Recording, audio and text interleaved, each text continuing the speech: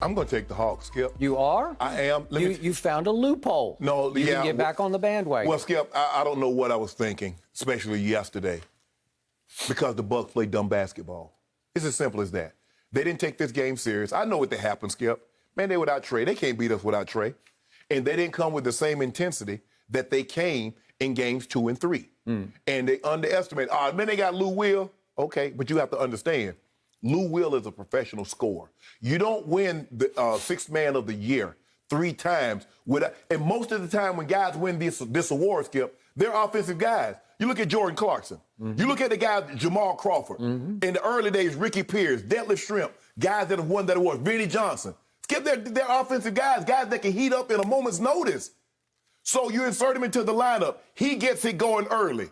They jump out to a 15-5 lead because they're not playing defense like they would have had Trae been in the ball game. We saw when Trae made that mistake the first game. They didn't come out and didn't take Atlanta serious. Didn't let Trae go for 48 and 11. The next time they put bodies on him. They cut him off at different points, and they win the ball game. They were letting Trae, and it maybe had something to do with him hurting his ankle, but they were playing better.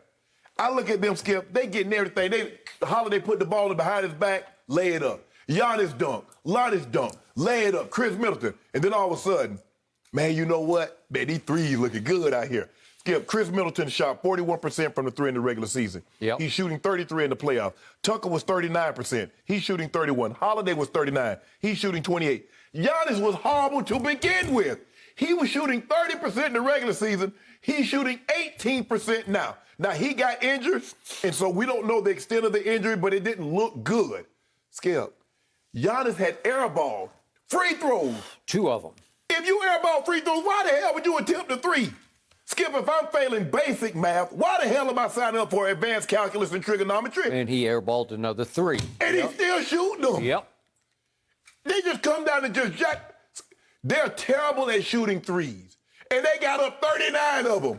Like, you know what, Skip? The more we get up, the chances got to increase. So if we hit 12 or 50, that's pretty good, right? No! Except for Chris Middleton down the stretch of Game 3. Game 3. Yeah, okay. And by the way, that same guy went 0 for 7 last night from 3.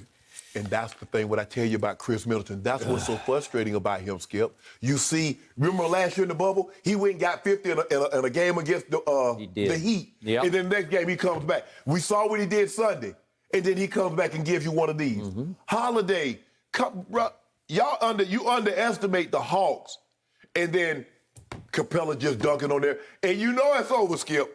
When Capella hit a Larry Bird shot, they do it. That's a level. We got to see that. We might as well just see it right now, if we can see the Capella shot. Look at Skip, you know it's over. This is impossible. That's impossible. He can't shoot a lick, and he made that shot. It's the shot of the playoffs.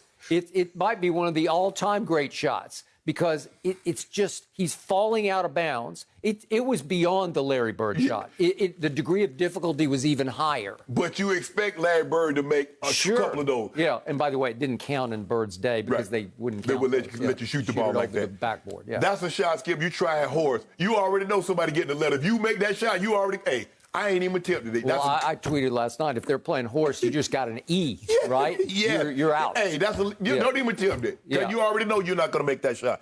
And then Bogdanovich is pulling up unconscious. The ball touches his hands. He's letting it go from 28.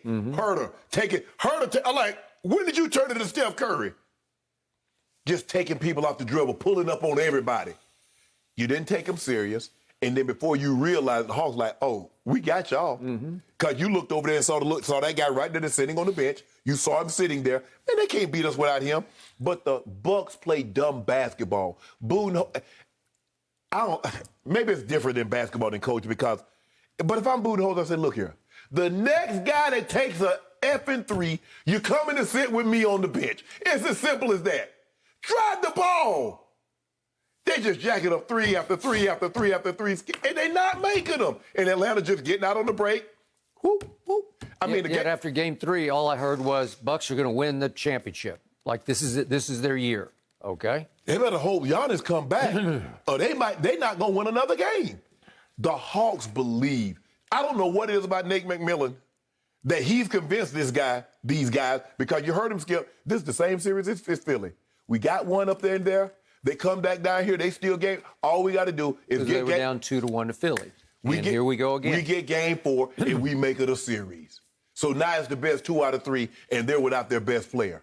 So the Hawks believe they can beat these guys. Okay. And the Bucks play right into their hands by jacking up all these threes. Okay.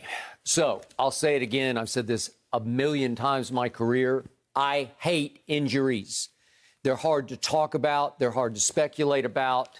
They're hard to swallow because all of a sudden the competitive balance of this series has swung wildly, I don't know where. So if you could tell me who's going to play in, what are we up to, Game 5? Game 5. If you tell me who was healthiest in Game 5, I would have a great answer for this. Right. But I don't know about Giannis. It did look bad to me. He did hyperextend. Something could tear. Cartilage could go. There could be a ligament damaged. It's just hard to know right now. The good sign was he was walking okay up the tunnel without help. It looked like he wanted to come back into the game. He came all the way back out. They go up by 20 and Boo's that was like, it. come on back. Ain't no sense in worried about it. But he does have a big heart, and it's possible he could have something torn and he was just saying, I want to go back in and see if I can save the day. Right. So we don't know. Maybe we'll hear something better today. When I heard Trae Young had a bone bruise, it was just weird to me because he stepped all the way back and turned his ankle on the foot of a referee in a weird step back movement that he made. It wasn't the ref's fault. It was, as Trae said, a freak accident, freakish accident.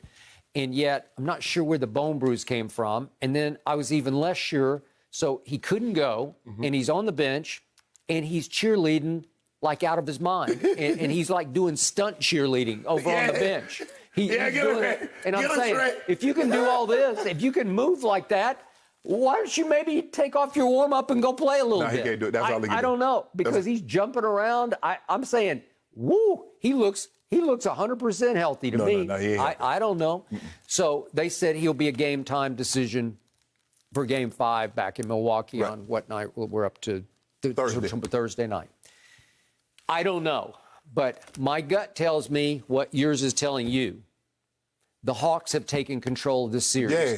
And I am not going to make the case that the Hawks are better without Trae Young, but I got to tell you, that looked good to me last night. That looked real to me, because if you look at the final numbers, you can see what happened with the Hawks. Look at the assists. Look how they got spread. I mean, Trae's capable of having 15 or 20, right? Yeah. But look at this. I mean, look at Lou Williams have 8. Look at Herter have 7. Look at Bogey getting 5. Well, all of a sudden you spread it out. I just gave you a grand total of 20 assists of those 3 players who usually aren't that involved in the ball handling. Exactly. Right? And Skip, the thing, and John Collins didn't even play well, and they beat you by 100. Yeah. But look at the spread out scoring. Nobody had more than 21, but they had 6 guys in double figures. Okay. And I have always loved Cam Reddish. I loved him at Duke. He took and made big shots. Remember the shot he made at Florida State one Saturday to beat them at the buzzer?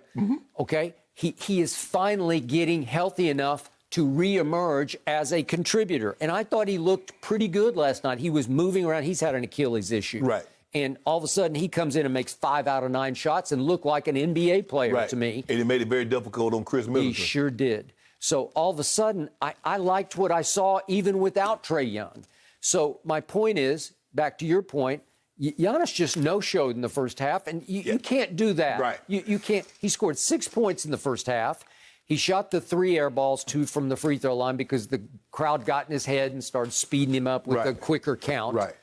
And yet, he came out in the third quarter and started to heat it back up because he made all 4 of his shots. Well, why not start the game like that? I got it, because he started getting a little desperate and said, oh, now I guess I have to go, right? And yet, he got hurt. And then Bogdanovich just said, okay, that's enough of that. And he made 4 threes in just the third quarter alone. And when you make 4 in a quarter, it's just too much to overcome. And the dam broke all over the visiting team.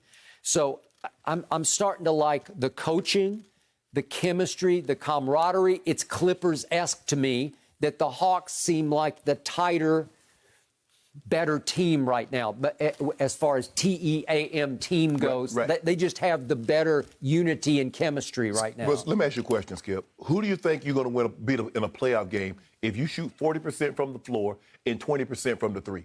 Who do you think you're going to beat? Nobody. Okay. You're not beating anybody.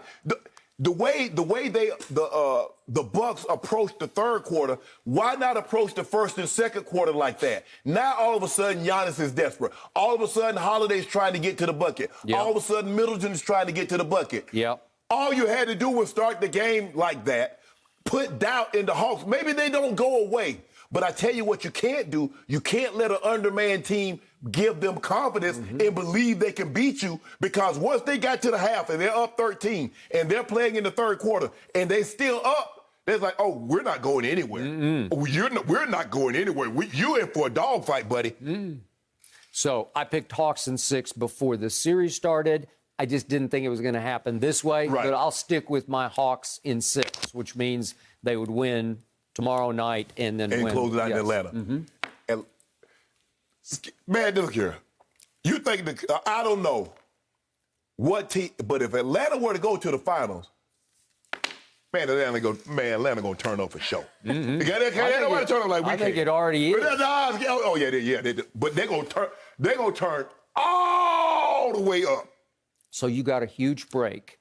Thanks to unfortunate injuries, all of a sudden you can be back on the Hawks bandwagon, right? But so now you can go home again. Now, I'm gonna have to break out. I guess I got to break out my old Ice Trae jersey. Yeah. I got old Ice Trae jersey. I don't even know if they need him anymore. Oh, yeah, don't do that, Skip.